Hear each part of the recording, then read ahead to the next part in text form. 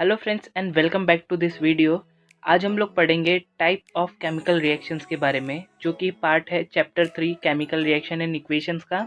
ठीक है, ये टॉपिक एग्ज़ाम के पॉइंट ऑफ व्यू से बहुत ज़्यादा इंपॉर्टेंट है, क्योंकि बोर्ड में कई बार इसमें से 2 मार्क के एटलीस्ट 2 मार्क के क्वेश्चन तो आता ही है। तो ये इम्पॉर्टेंट होने के साथ साथ बहुत ईजी टॉपिक भी है। तो चलिए शुरू करते हैं।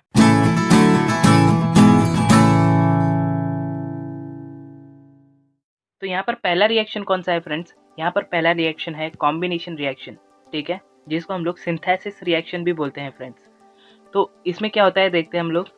तो यहाँ पर देखिए, when two or more reactants combine in the reaction to form a single product, then the reaction is called as combination reaction.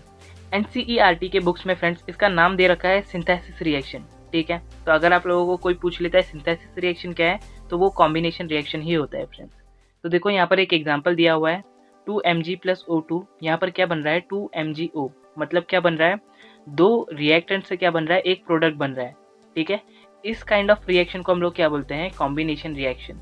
ठीक है, तो अभी हम लोग आगे बढ़ते हैं और देखते हैं सेकेंड टाइप का केमिकल रिएक्शन। तो ये है डिकम्पोजिशन रिएक्शन। तो चलिए देखते हैं इसमें क्या होता है। यहाँ पर a single reactant is decomposed और ब्रोकन डाउन इनटू 2 और मोर पार्ट्स। तो यहाँ पर क्या हो रहा है, सिंगल सब्सटेंस का ब्रेक डाउन हो रहा है और यहाँ पर दो प्रोडक्ट बन रहे हैं। क्या बन रहे हैं, दो प्रोडक्ट बन रहे हैं। मतलब एक रिएक्टेंट से कितने प्रोडक्ट बन रहे हैं, दो प्रोडक्ट बन रहे हैं। और यहाँ पर कभी कभी किसकी ज़रूरत पड़ जाती है, हीट की ज़रूरत पड़ जाती है फ्रेंड्स। और यहाँ पर देखिए हम लोगों ने किसका रिएक्शन कराया है, हम लोगों ने क्या किया है, शुगर मॉलिक्यूल को हीट किया। तो क्या मिलता है हम लोगों को, 12 कार्बन एंड 11 H2O। ठीक है, जब भी हम लोग शुगर को हीट करते हैं तो हम लोगों को क्या मिलता है, काला काला कार्बन मिल जाता है, हमारे जो बर्तन पे लग जाता है। और दूसरा 11H2O जो क्या हो जाता है, गैसियस फॉर्म में होता है, तो वो वेपराइज हो जाता है। ठीक है, तो यहाँ पर देखो शुगर मॉलिक्यूल से क्या क्या मिलता है, कार्बन एंड H2O। ठीक है, ऐसे टाइप ऑफ रिएक्शन को हम लोग क्या बोलते हैं, डिकम्पोजिशन रिएक्शन। यहाँ पर हो क्या रहा है, एक रिएक्टेंट से दो प्रोडक्ट बन रहे हैं। ठीक है, ओके, अब हम लोग और आगे बढ़ेंगे। अब देखेंगे सब्स्टिट्यूशन रिएक्शन। ठीक है, तो सब्स्टिट्यूशन रिएक्शन में क्या होता है, a single free element replaces और substitutes one of the element in the compound. ठीक है, और जो यहाँ पर फ्री एलिमेंट होता है, ठीक है, जो यहाँ पर फ्री एलिमेंट होता है वो ज़्यादा रिएक्टिव होता है जिसको उसने रिप्लेस किया है उससे। ठीक है, जो रिप्लेस होता है वो कम रिएक्टिव होता है और जो रिप्लेस करता है वो ज़्यादा रिएक्टिव होता है। तो चलो एक एग्जांपल से समझते हैं इसको। यहाँ पर हमारे पास देखिए दो रिएक्टेंट्स हैं, ए और बी सी। ठीक है, बी सी क्या है, एक कंपाउंड है, ए एक एलिमेंट है। ठीक है, तो यहाँ पर क्या होगा, अगर बी ए से कम रिएक्टिव है, ठीक है, मतलब यहाँ पर ए क्या है, ज़्यादा रिएक्टिव है, बी कम रिएक्टिव है, तो ए क्या कर सकता है, बी को रिप्लेस कर सकता है और क्या करेगा, सी के साथ बॉन्ड बनाएगा। तो देखो यहाँ पर हम लोग को प्रोडक्ट क्या मिल गया, ए सी एज अ प्रोडक्ट और बी उससे अलग हो गया। ठीक है, तो इस काइंड का हम लोगों को प्रोडक्ट मिल सकता है। ठीक है, अगर ऐसा कोई रिएक्शन होता है जहाँ पर एक ज़्यादा रिएक्टिव एलिमेंट कम रिएक्टिव एलिमेंट को सब्स्टिट्यूट करता है, तो उसको हम लोग क्या बोलते हैं, सिंगल रिप्लेसमेंट रिएक्शन। ठीक है, उसको क्या बोलते हैं, सिंगल रिप्लेसमेंट रिएक्शन और सब्स्टिट्यूशन, और you can say single substitution reaction.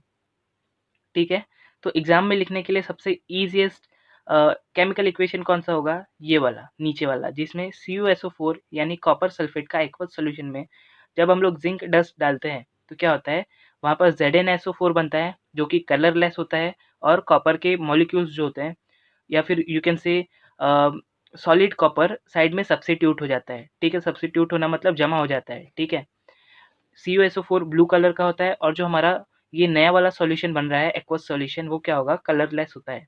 ठीक है, तो इस काइंड के रिएक्शन को क्या बोलते हैं, सब्स्टिट्यूशन रिएक्शन। ओके, अब बढ़ते हैं आगे डबल डिस्प्लेसमेंट रिएक्शन के साथ।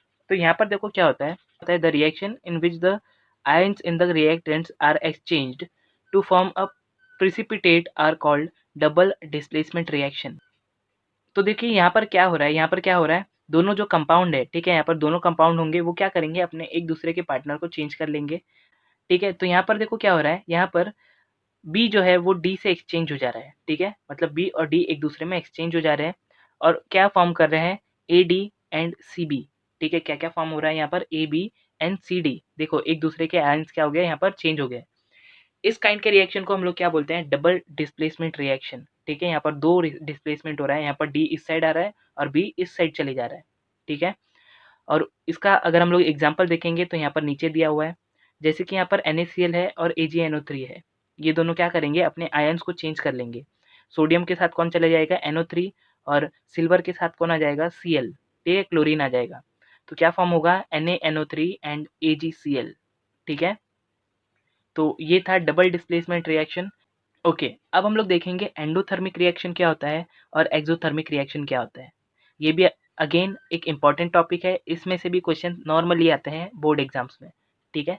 तो जब भी किसी रिएक्शन को होने के लिए हीट की ज़रूरत पड़ती है, ठीक है, जब भी किसी रिएक्शन को होने के लिए हीट की ज़रूरत पड़ती है, तो ऐसे रिएक्शन को क्या बोलते हैं हम लोग, एंडोथर्मिक रिएक्शन। क्या बोलते हैं, एंडोथर्मिक रिएक्शन। जब भी हीट की ज़रूरत पड़ेगी तो क्या बोलेंगे, एंडोथर्मिक रिएक्शन, ठीक है।